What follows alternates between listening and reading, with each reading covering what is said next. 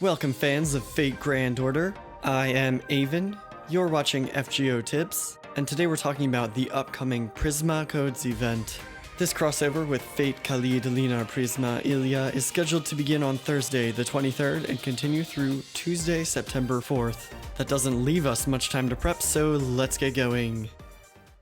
The only prerequisite to participate this time around is clearing Fuyuki, which should be no problem even for new players. If you want to do some extra prep though, start leveling up those female servants, especially Masha, Meb, Nursery Rhyme, Blavatsky, and Media Lily. We'll be talking about the reason why in a minute, but first I want to discuss the most interesting part of this event for me personally, a new welfare servant, the 4-star archer Chloe von Einsburn, who we are going to refer to as Kuro.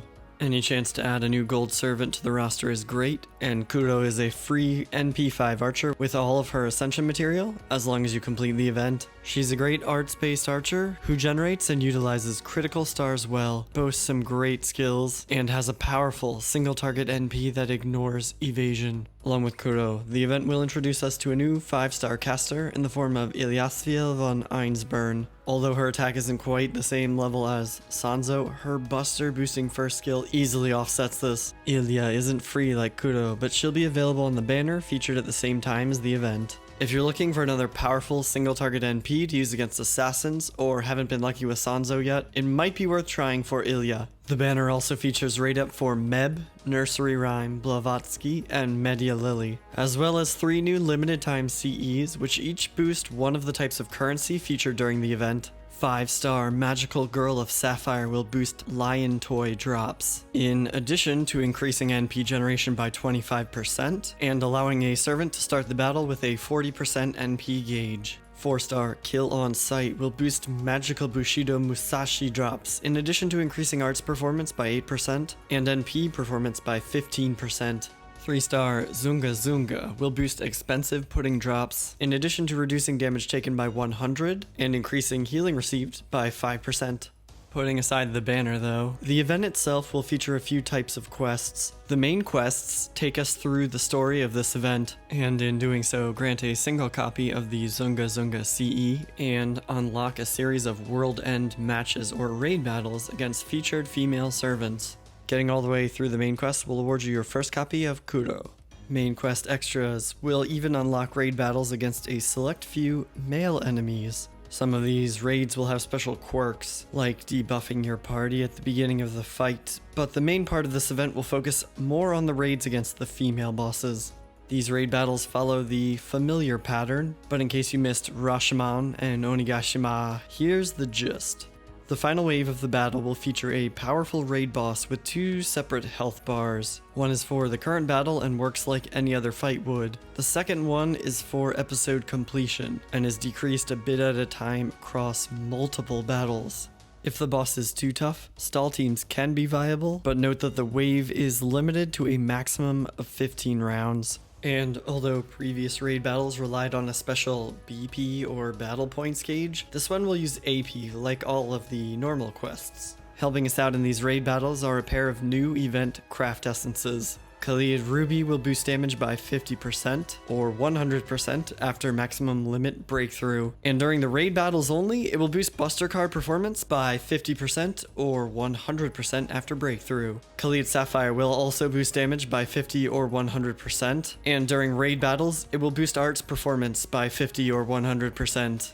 The main raid bosses are weak against one or the other. Arts for Media and Meb, Buster for Nursery Rhyme and Blavatsky, so try to build your party accordingly. The catch is, these effects only occur if the CE is being used by a female servant, which is kind of a central point of this event. That's why prepping your female servants in advance might be helpful. Special notes here, the genderless servant Deon will be counted as female, as will Apocrypha's favorite trap, Astolfo. And don't forget, Orion is not a female, despite the appearance of Artemis here. In addition to these CE bonuses, Mash, Illya, and Kuro each gain an additional 100% attack damage, a la the Magical Girl Power A passive skill. Meb, Nursery Rhyme, Blavatsky, and Media Lily will each gain 50% from their Magical Girl Power B. The first copy of Kaleid Ruby and Kaleid Sapphire will be available in the event shop, along with handy Ascension and skill materials, embers, and Fu cards. To clear out the shop entirely, you'll be needing 5,800 puddings, 4,900 copies of Bushido Musashi, and 5,500 lion toys.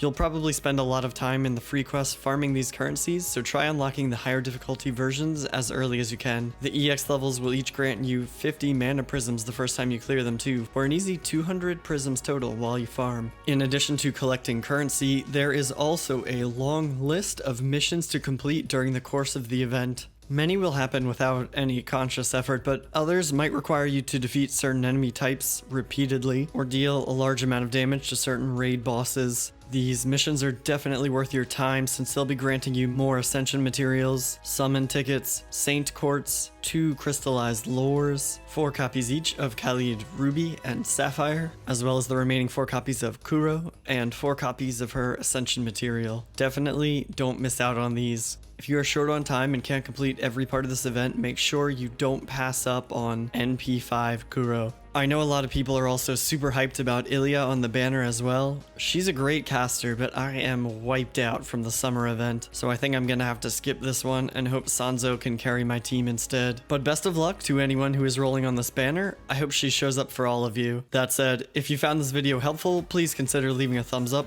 subscribe for more tips in the future, and as always, actually, one more question I meant to ask. Unlike K&K and Fate Zero, I have never actually read or watched the Magical Girl spin-off of Fate. Judging from the way everyone is super hyped for Illya though, I'm wondering what you all thought of the series. Illya from the Unlimited Bladeworks anime wasn't a terrible character, but I'm curious how well she can hold up as a protagonist. Let me know what you thought, I'm genuinely curious. Anyway, that being said, now I can say thanks for watching.